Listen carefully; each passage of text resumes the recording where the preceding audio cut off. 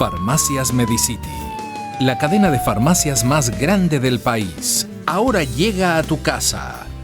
Pídenos a domicilio al 1-800-633-424. 1-800-633-424. Quédate en casa. Bienvenida al doctor Yacu Pérez, prefecto provincial de la SUAY y candidato a las elecciones primarias nominado por Pachacutic en medio de una polémica y división que aparentemente se da en el movimiento indígena. Antes de iniciar, doctor Pérez, y al tiempo de saludarle, entendemos que una ocupada agenda puede dificultar la administración del tiempo, pero debemos solicitarle de la manera más comedida el respeto y puntualidad cuando establecemos un compromiso periodístico, pues de otra manera se trastoca la agenda del medio de comunicación y quienes pierden son nuestros oyentes. Ayer intentamos también un diálogo ya comprometido con usted que no fue posible. En todo caso, más allá de esto, ¿cuál es su aspiración con respecto a la reunión que el día de hoy tendrá la CONAIE?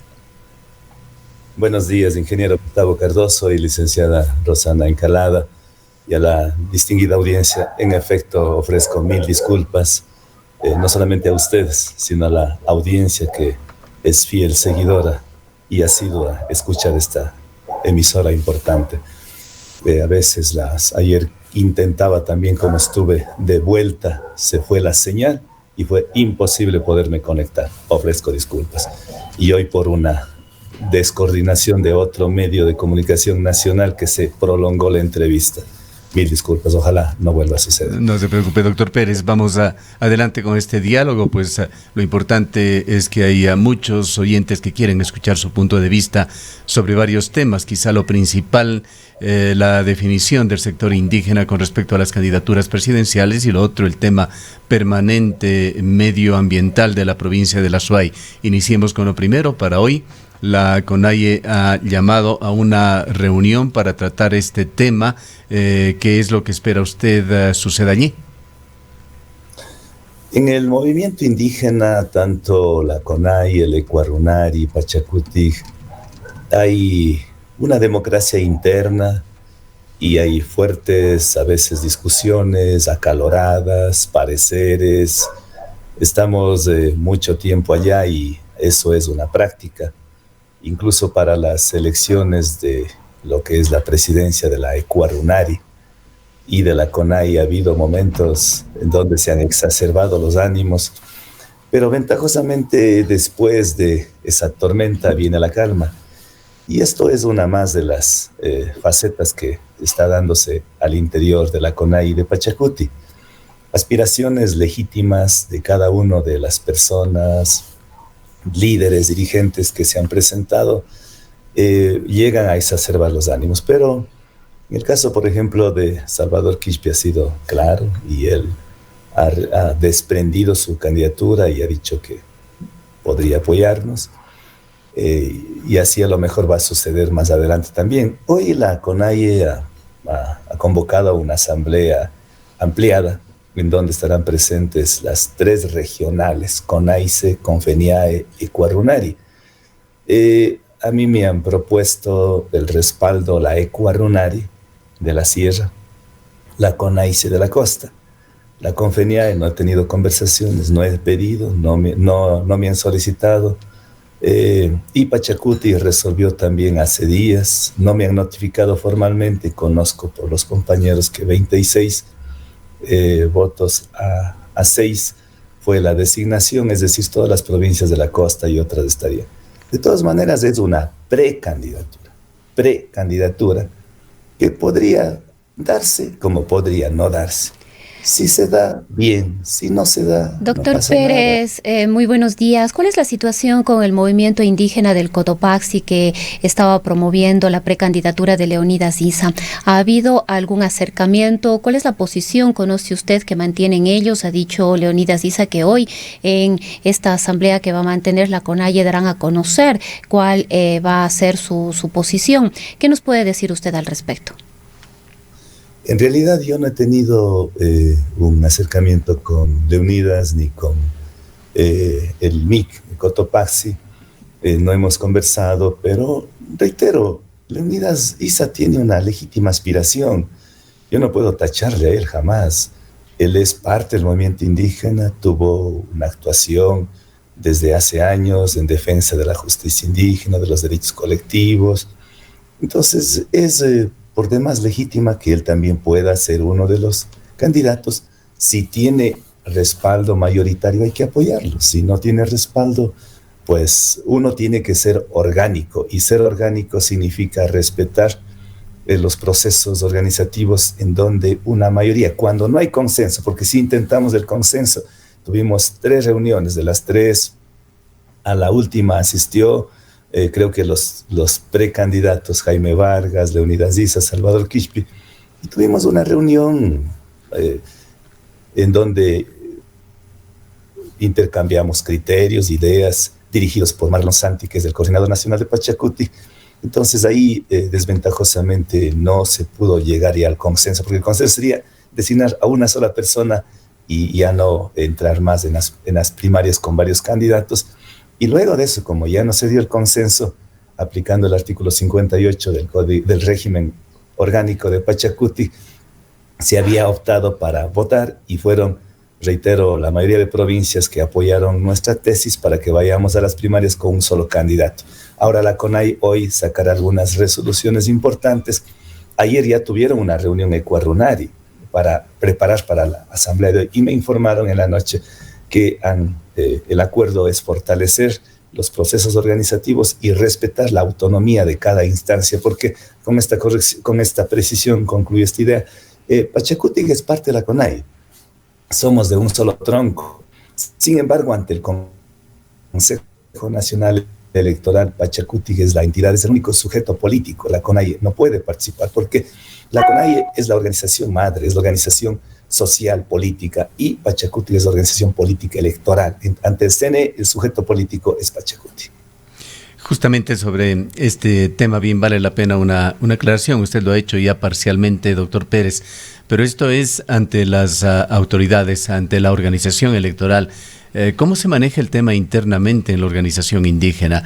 Entendemos que ustedes tienen 3 representaciones regionales, Ecuarunari, Confenaye, CONAICE. El día de hoy tienen una reunión ampliada sobre este tema. ¿Cómo internamente se deberían definir las cosas? Entendemos que más allá de las particularidades que tiene el movimiento indígena, prevalecerá un sistema democrático, es decir, la voluntad mayoritaria.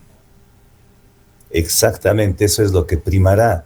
Y yo supongo que, bueno, tantas cosas pueden resolverse, pero yo supongo que la CONAIE resolverá o debería coordinar, sincronizarse con Pachacuti, capaz de que no estemos por un lado Pachacuti y por otro lado la CONAIE. Somos del mismo tronco, somos de un solo árbol, y de ese tronco se bifurca Pachacuti.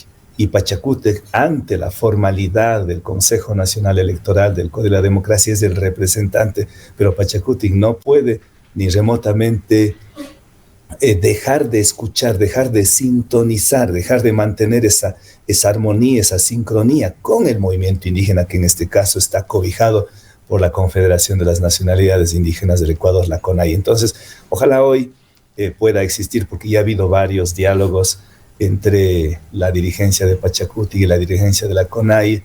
Una de ellas pude participar y sí hay un ambiente propicio para poder llegar a acuerdos con el mismo presidente de la CONAIE. Es decir, sí es factible. Al final de estas discusiones entiendo que vendrá la cordura, la coordinación entre las dos instancias. Doctor Pérez, ¿es una decisión en firme del movimiento Pachacuti participar en el 2021 con una candidatura propia, o todavía está abierta la posibilidad de llegar a alianzas con otras organizaciones de izquierda, otros movimientos políticos de la izquierda, de la centroizquierda, u otros con los que podrían aliarse? La pregunta es si es que definitivamente Pachacuti Guirá ya es una decisión con su propio candidato. No siempre está abierto la posibilidad de conversar con tantos sectores sociales.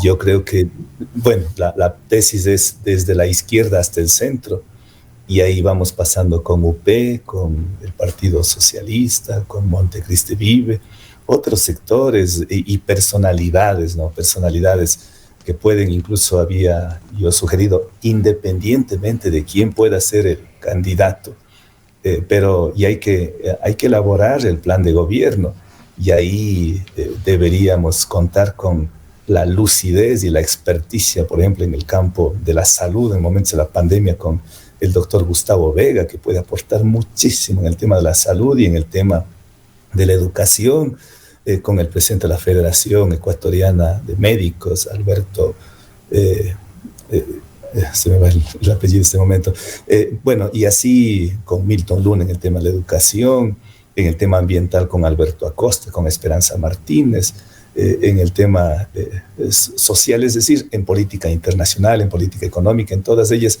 Y dentro de ese sector, yo creo que incluso pueden salir candidatos para la Asamblea Nacional, candidatos para el Parlamento andino, candidatos para la vicepresidencia de la República, mujeres, ojalá de la costa, en fin. Es decir, el abanico, más bien Pachacuti es una suerte de abanico abierto, lo que no vamos a entrar con conversaciones, y para qué perder el tiempo, sería una conversación completamente estéril, o más que estéril, contra natura, sería con el correísmo, con la derecha ecuatoriana de los socialcristianos, de Creo, de Gutiérrez, de Noboa.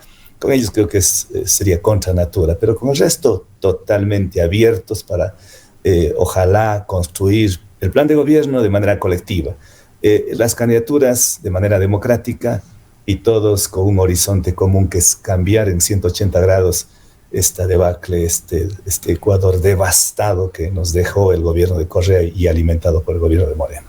Las propias organizaciones indígenas califican a la CONAIE como su brazo político.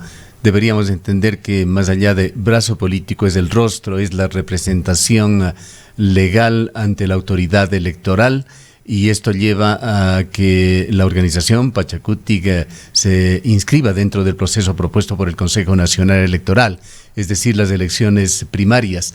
Más allá de lo que eventualmente se discuta, incluso pueda definirse el día de hoy, ¿cómo y cuándo se darían estas elecciones primarias, doctor Pérez?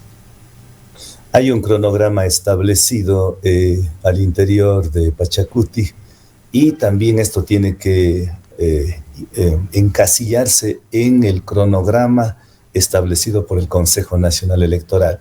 Y en ese cronograma dice que las primarias, ya sea con varios candidatos o con un solo candidato, deben darse indefectiblemente el día 22 de agosto.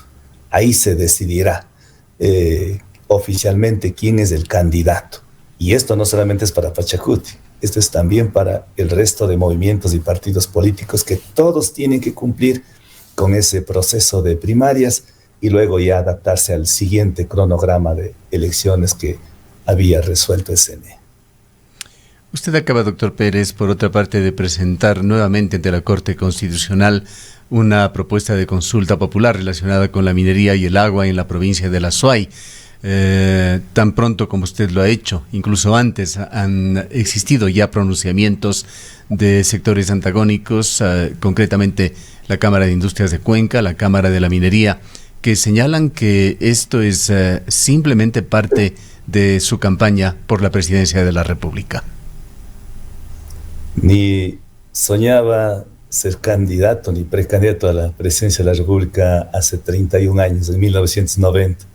Cuando acompañé a los comuneros de Xiña y de Jima para resistir ante el proyecto, ante la multinacional Newmont Mining Corporation de capitales norteamericanos, que pretendía entrar a fuego y sangre allí en Jima. Ni pensé ser candidato ni la aspiración político-electoral en el año 2000, cuando empezó la resistencia en Quimsacocha, en Río Blanco. Se me endilga de esta manera para intentar deslegitimar una propuesta, un sueño de los cuencanos, de los azuayos, yo diría incluso los ecuatorianos, de la mayoría, de estar libre de una contaminación ambiental, de una contaminación por efectos del extractivismo. presentamos en nuestra campaña electoral, dijimos, haremos todo lo posible para que se dé una consulta popular. Hicimos, cabildeamos, buscamos entendimientos con alcaldes, no fue posible. Votaron 15, tuvimos 15 votos, nos faltaron 2 votos. Pero igual, podríamos haber conseguido ese apoyo en el Consejo Provincial, pero la Corte Constitucional, que está presionada por las cámaras de la minería, por el gobierno nacional y por las multinacionales, nos denegaron. Presentamos por segunda vez, nos denegaron. Y ahora hacemos un tercer intento. Y ahora en este tercer intento la pregunta es tan simple, tan sencilla. Le estamos dando todo el gusto a la Corte Constitucional, porque en la primera y segunda denegación del dictamen constitucional, la pregunta era un poquito más amplia, entonces dijeron que es una pregunta compuesta y pusieron reparos indicando, ustedes nos piden que se consulte sobre la prohibición de minería en la etapa de prospección, exploración inicial, exploración avanzada, explotación, refinamiento, comercialización. Entonces, es decir, puede ser que el elector quiera explotación, pero no quiera comercialización. Puede ser que quiera prospección, pero no quiera exploración. Entonces, tiene que ser una pregunta por cada etapa de la minería. Y otros razonamientos, ni siquiera razonamiento, pero llamemos otro artificio legal, nos dijeron, en el Azuay hay más de 300 concesiones mineras. Cada concesión merece una consulta, porque puede ser que los azuayos quieran esta concesión y esta no quiera.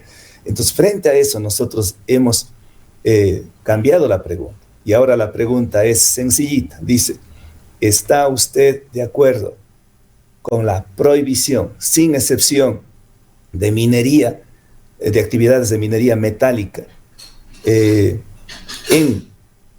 minería metálica artesanal, pequeña, mediana y a gran escala, en el bosque protector Yanuncay Irquis, ubicado en el Cantón Cuenca, provincia de la Azuay? Es decir, y antes de los antecedentes, en la parte emotiva, hemos puesto que son 23.600 hectáreas que estarían ubicadas el bosque protector, aprobada desde 1985, que está en la cabecera de los ríos Irquis, Tarqui y el río Yanuncay. Es decir, está con lujo de detalles en el contenido del petitorio, súper concreta, específica. No hay por dónde perderse. Es decir, este rato le hemos puesto contra la pared a la Corte Constitucional para decir todo lo que ustedes observaron para denegarnos, ahí está.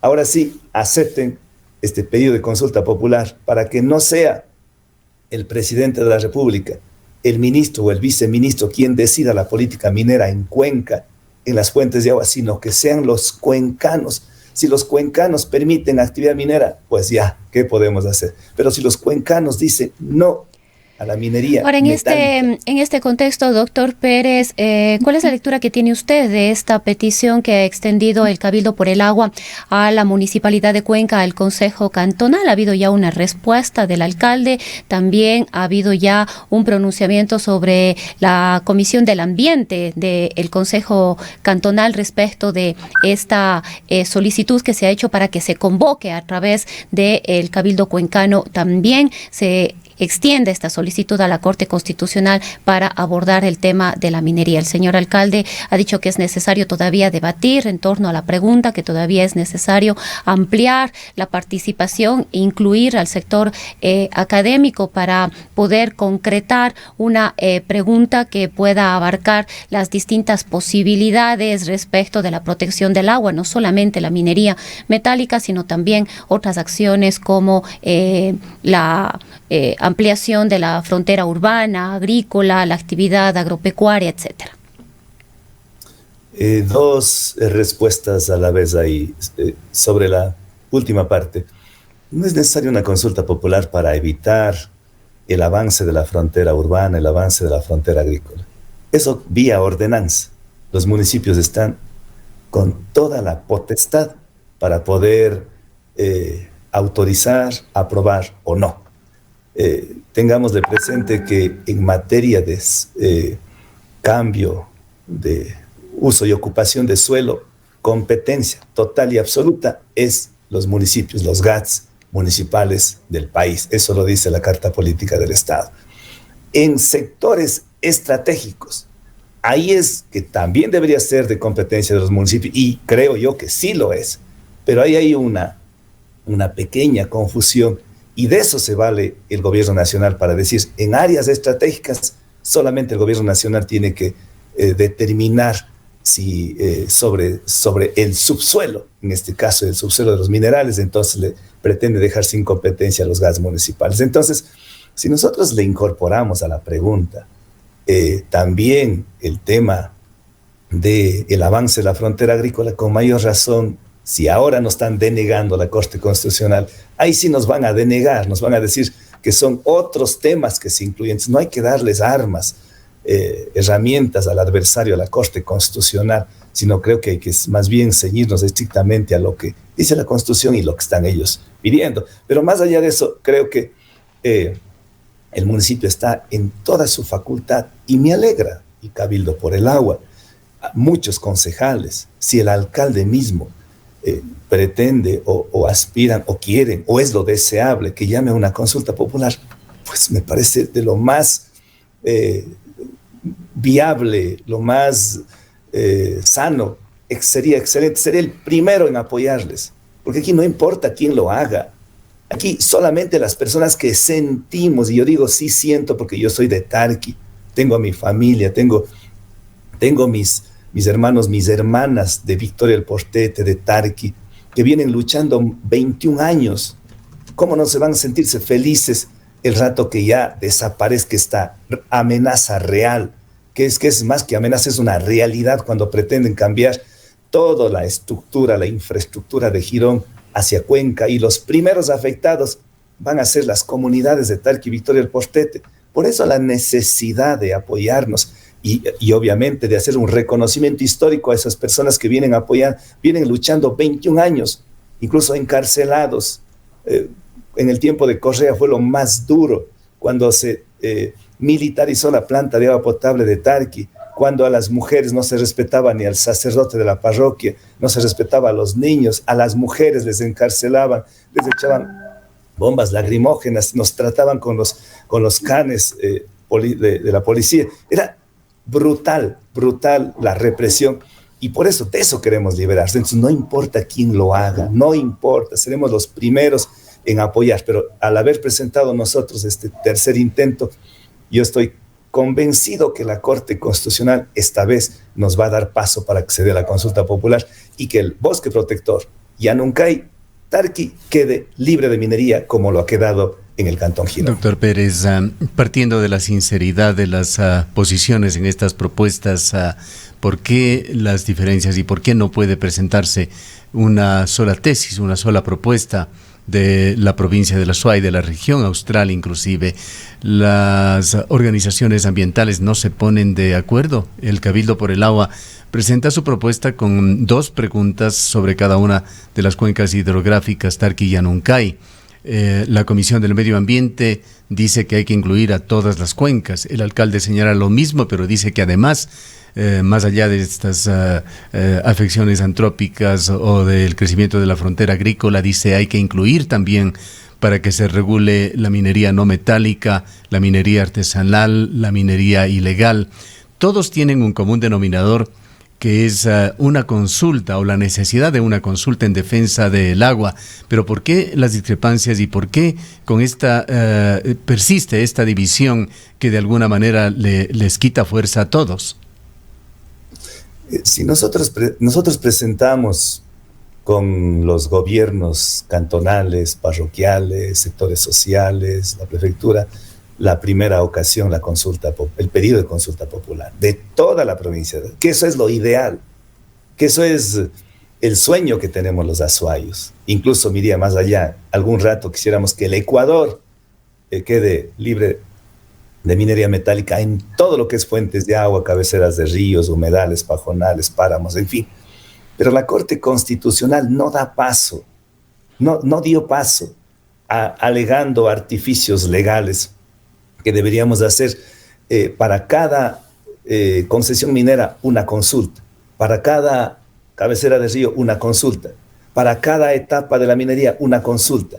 Para cada espacio natural, ejemplo, para cada humedal una consulta, para cada pajonal una consulta, para cada zona de recarga hídrica una consulta, para cada zona sensible una consulta.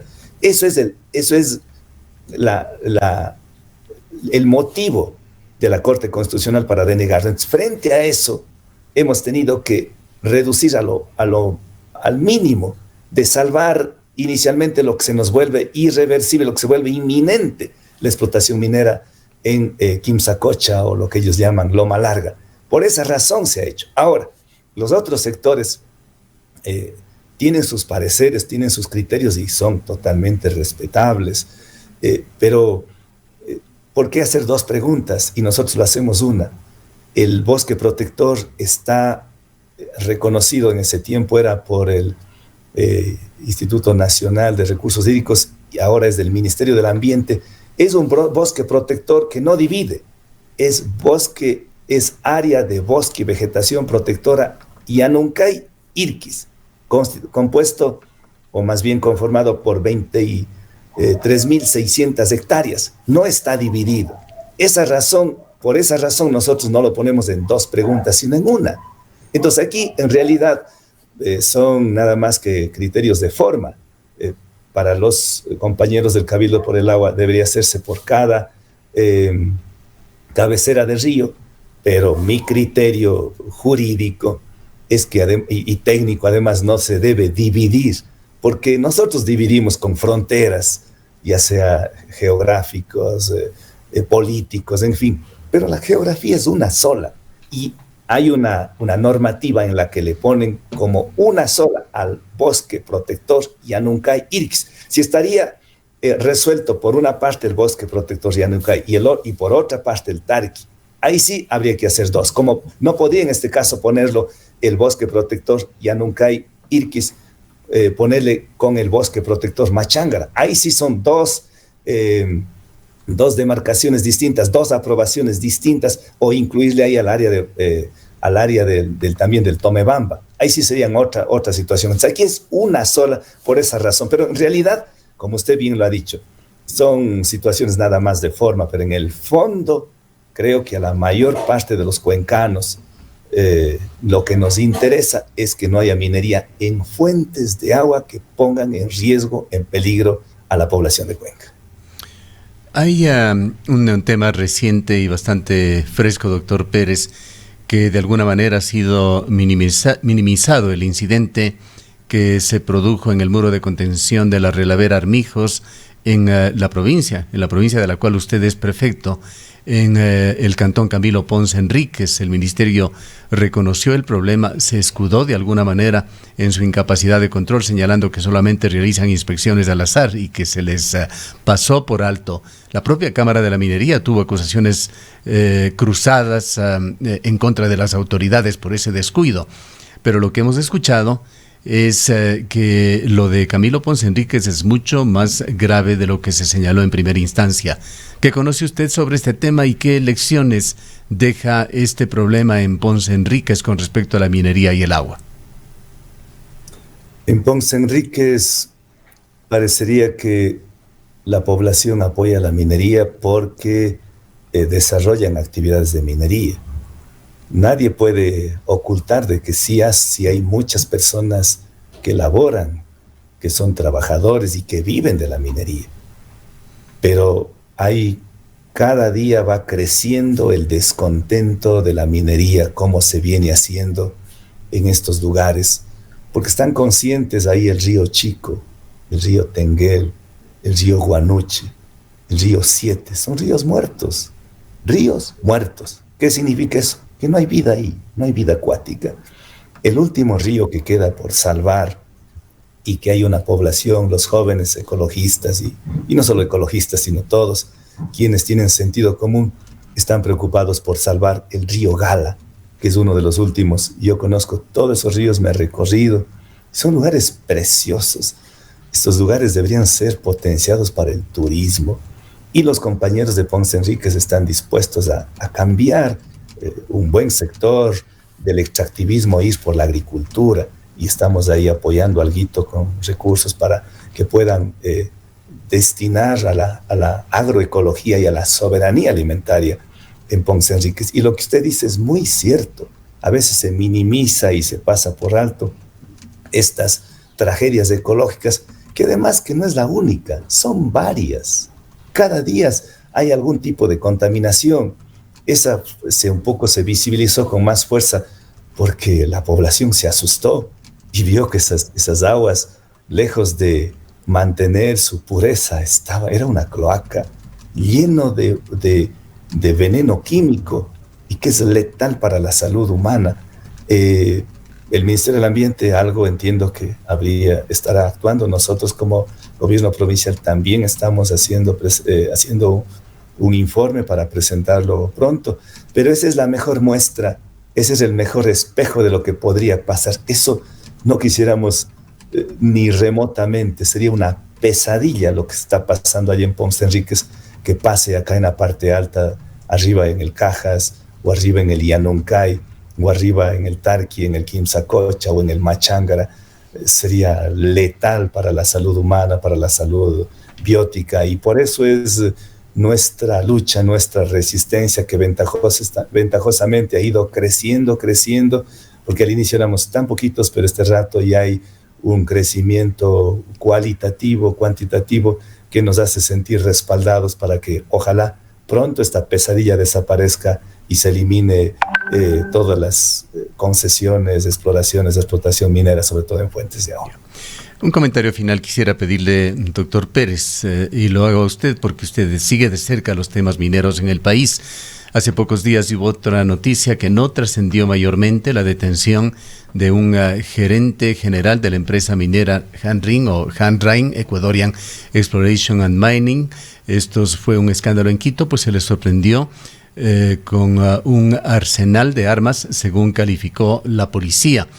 Pero las declaraciones de este gerente, que dicho sea de paso se pertenece a una corporación realmente multimillonaria y poderosa de la minería, que tiene además asignadas muchísimas concesiones en el país, dio declaraciones muy escuetas, señalando que su detención se habría dado por claros, esto lo leo textual, y evidentes intereses particulares de la ministra María Paula Romo, que en su momento tendrá que explicarlos al país. No sé si usted ha seguido este caso y qué connotaciones tiene.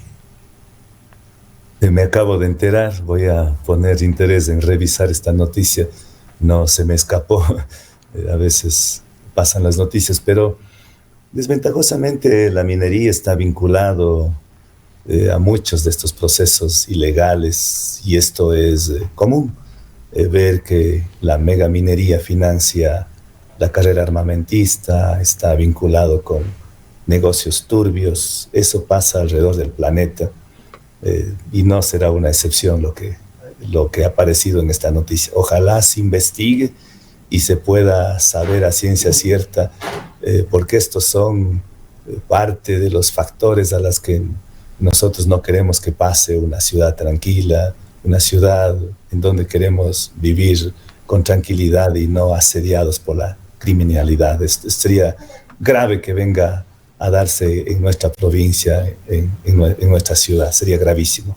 Trataré de revisar la noticia. Bien, le agradecemos al doctor Yacu Pérez, prefecto provincial de la SUAY, quien se ha referido a los dos temas. Uno, que se ventila el día de hoy, elecciones primarias por parte del sector indígena, con una sesión ampliada que mantendrá la CONAIE el día de hoy, y su potencial candidatura a la presidencia de la República, así como la presentación de una nueva propuesta de consulta popular ante la Corte Constitucional. Gracias, doctor Pérez. En el Ecaustro, desde hace 20 años, trabajamos día a día para generar la energía que tú necesitas. Hoy, renovamos nuestro compromiso de servir a la región y al país, generando desarrollo con conciencia y conservación ambiental, y siempre mirando al futuro.